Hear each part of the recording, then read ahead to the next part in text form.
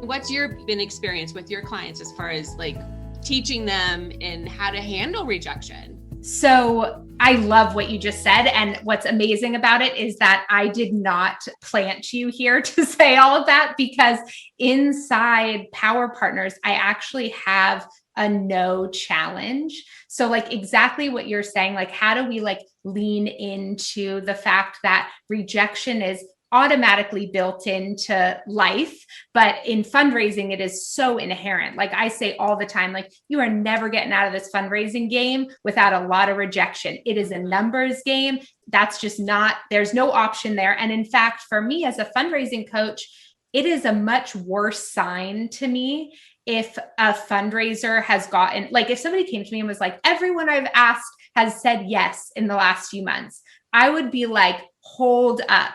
That's a problem. Like that's a real problem, because to me, that means you're not even close to kind of the potential that you could be raising, or, you know, the possibility is so much greater then. So that's not, I don't care how many yeses you're getting, but I want to hear about how many no's you're getting, because that tells me that you're pushing yourself. That tells me that you're expanding, that you're out there. And that to me is a much better sign of like a better, you know, but like a good fundraiser.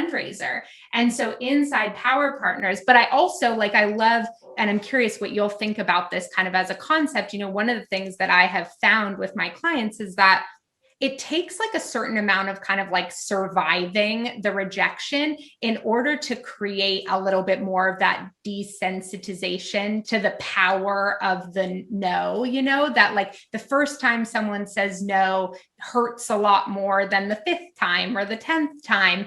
And so the no challenge is really built around this idea that you need to build your resilience here.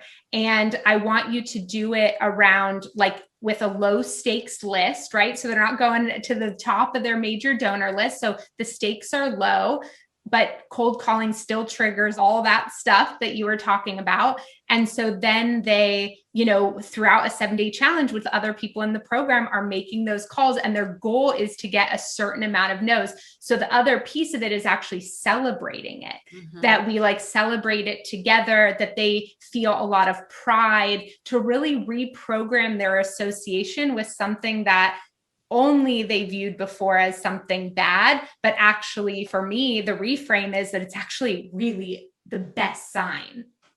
Yeah, I love that, because the word resiliency, right? Like that's creating proof that you can survive this. Yes. And what comes to mind is helping people as well. Like make a list of all those things that you were resilient of, right? That you overcame, that you survived, right? Those risks that you took. Like what did you do at some point in your life that took a lot of courage and that turned out really well? Like the way that our brain works, it literally forgets those things. Like there's a part of our brain that's like, yeah, that doesn't matter. Just be afraid. Like, work, like watch for the signs, you know, like don't die. Right. Yeah. So it's hardwired, right? The lizard brain, right? It's hardwired to do that. So the more that we can bring social proof, you know, of, yeah, no, actually I've done X, Y, Z. Like I totally did that. I put myself out there and it worked out, right? Not just, oh my God, that one time, you know, that one time it went horrible, right? Yes. It's really looking at all of that and building that resiliency muscle. Yeah. And it's amazing how we do that. I mean, I think that's just one part of that is kind of the testament to the power of like feeling ashamed, you know, like when I think about the moments where my visibility has led to a feeling of shame, right? And just how easy it is for us to like attach to those experiences. Well, like I could avoid always feeling that shame if I never did that thing, you know? And it's like, but really starting to kind of like understand and reprogram, like one, where that shame is coming from. And do you even believe in those beliefs that have led you there? Like what you said, as kids being kind of told to be small or not take up space. And well, do we still want to prescribe to those same beliefs today? Like, let's make a choice around that. And then let's recognize the times where being visible has led to all these amazing, beautiful things. And so I love the way that you talk about that. Yeah, I love the concept, like I said, in relationship to the fundraising, because it really does stretch Like you said, the risk and reward, right? That fear of rejection, it really does stretch that muscle. I've been using the hashtag spirit gym. I've been calling it hashtag spirit gym, like, right, like the gym, not like Jim as in the guy, spirit gym, because it's like, we have to work that muscle, right? You have to work the spirit side of you and not just the ego side of you, because the ego is the one that's afraid. The spirit side of us is not afraid of rejection. It's not a thing. So it's like hashtag spirit gym. Like, we need to work that muscle. And that's what I hear you saying, like the no's, like we've got to work that muscle of getting no's, because otherwise, you just start to fall apart. You're not strong enough. Yeah. And I love that also, because something I say a lot to my clients too is these are all muscles, right? These are all muscles to build. And just like if you were in a gym, right, you would not start with the 200-pound weight. So you need to start with the 10-pound weight and work your way up. And then you also need to recognize, just like with any building of any other muscle, there are going to be some days where you PR, and there are going to be other days where you don't hit that mark that you were sure, and something's going to rattle you more than it did before. And that's okay. Like, these are muscles to build and to practice, because I feel like, and, I'd be curious what you kind of hear in your work, but I feel like sometimes when concepts like this are presented to people, but it doesn't kind of solve all the problems right away, they're like, well, it didn't work. And it's like, no, you have to practice this over and over. These things become habits, just like brushing your teeth. That's like brushing your teeth one time, and then being like, why did I get a cavity? Well, you didn't brush your teeth any of those other times. So, and do you find that too in your work, that comes up a little bit? Well, yeah. I mean, I will say, because I've been in this business for quite a while now, that the old school, and it's still out there, I just keep weeding them out of my world so I don't see it much. But the old school marketing is, 6 days to 6 figures. It's just like, no, right? Like, it's this energy of take this pill and everything will change. I mean, we're in a culture of that. We just are. We're in this instant gratification culture. And you're exactly right. Like, this is about the repetition, and people don't love to hear that. People would rather take a pill. They'd rather go to the gym one time and be like, I got this. Yeah. I can go run a marathon now. It's like, no. Yeah. And this is where conversations like these are the conversations I have all the time. We have to start telling the truth about this stuff. You just do. We have to start telling the truth about what's behind the scenes. What does it actually take? Yeah. And I do believe that we're fully fledged adults that can make highly conscious decisions. And if somebody wants to just take the pill and they don't want to do any of the work that it takes to actually build that muscle, then they may not be your ideal client. Right? Like, I mean, that's just how I see it. I'd rather really start being a truth teller and letting people know what this is actually about. And, I just did a visibility challenge. I have a group, it's called the Sassy. It's soul aligned and spirit inspired entrepreneurs, Sassy, which I just love. And I did a visibility challenge with them. I said, for the month of March, I said, I want you all to pick something and do it for 5 days and go on Facebook Live. And I will tell you the mixed reactions, right? It's just like from I hate you, you know what I mean, to like, don't make me do this. I'm like, I'm not making you do anything. Like, I am not. This is an invitation. And so now the joke is like, Michelle invited me to do it, Yeah, it's an invitation. But it was really fascinating because all of the angst, and I think that I'm just going to say, I have a feeling that your people would relate to this and you can say this, but all the angst, like 90% of the angst around it, the what ifs and what am I going to do and blah, blah, blah, whatever. First of all, my advice is just break it down and keep it simple. The more that you overcomplicate it and the more that you focus on it in that way, it's only the ego's way to distract you and make it too complicated. So break it down.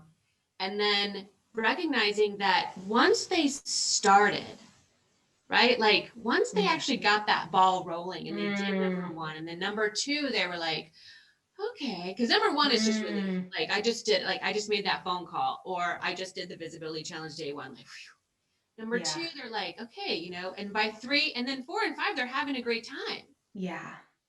Because they're just in it. Yeah. And they're not thinking about being in it. Like, how much do your people struggle before the phone call or the email versus the actual phone call? That's the whole game. I'm retired.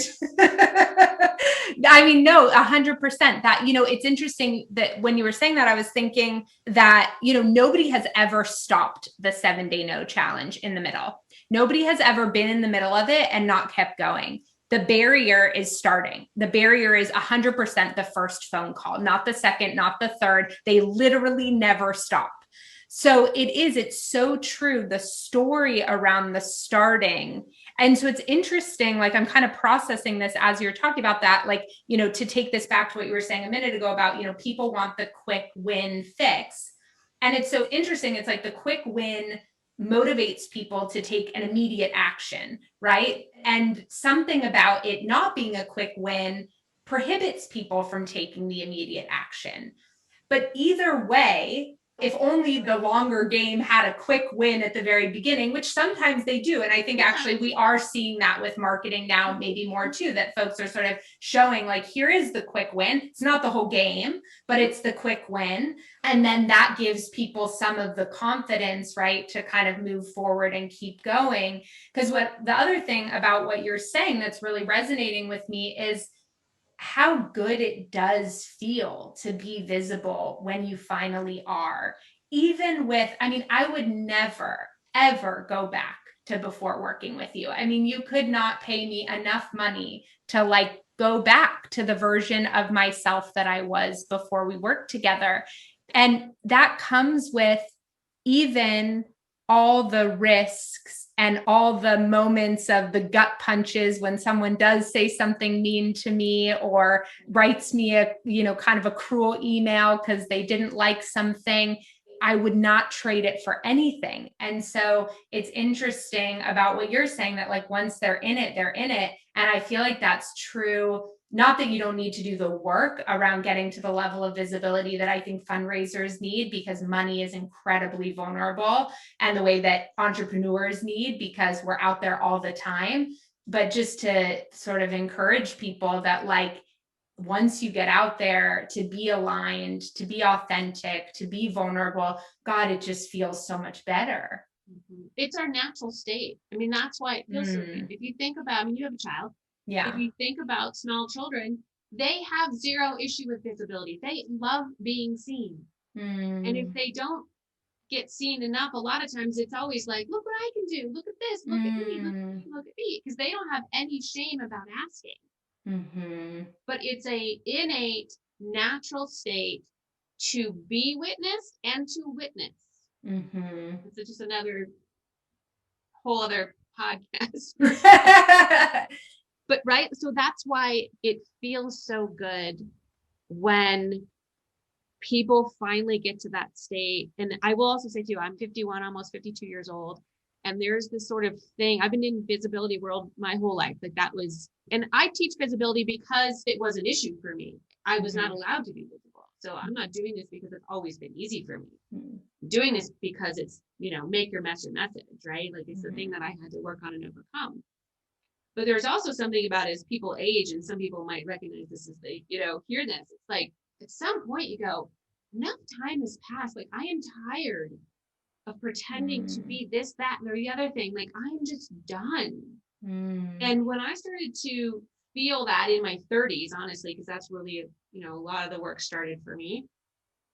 Now I recognize like this is where if we're following the true energy, we're going to end up back there. Like we just come full circle. And my job and your job is how do we shorten that lifespan? Like why waste so much time not being true to who we really are? And it's compartmentalizing, hiding parts and pieces of us. Like the whole person is who we want to be in relationship with. It is. We don't want to be in relationship with compartmentalized people. So why are we compartmentalizing? Right? Clients, you're in relationship. Asking for money, you're in relationship. Like we are in relationships. So why not want to just speed up that process to bring your whole self to the game? Wow. I have probably 400 questions I want to ask you after you just said that piece, but I'm curious, like, what you think about this. There's something, it's not fully fleshed out in my mind, but about what you're saying around what is the donor's experience being asked? And is there a piece of, when a donor does have a negative reaction, that perhaps they're being forced into a level of vulnerability or visibility that they weren't quite ready for? Or like, how can people kind of dip their toes into visibility, both as a donor maybe and as a fundraiser? Like, I mean, maybe it is what you're saying, just like entering, whatever type of visibility play is gonna, get you kind of playing in that sandbox, like with the Facebook or Instagram lives. But have you dealt with or thought about like money and kind of transactions in particular as it relates to visibility and what that kind of stirs up on both sides? I think the biggest thing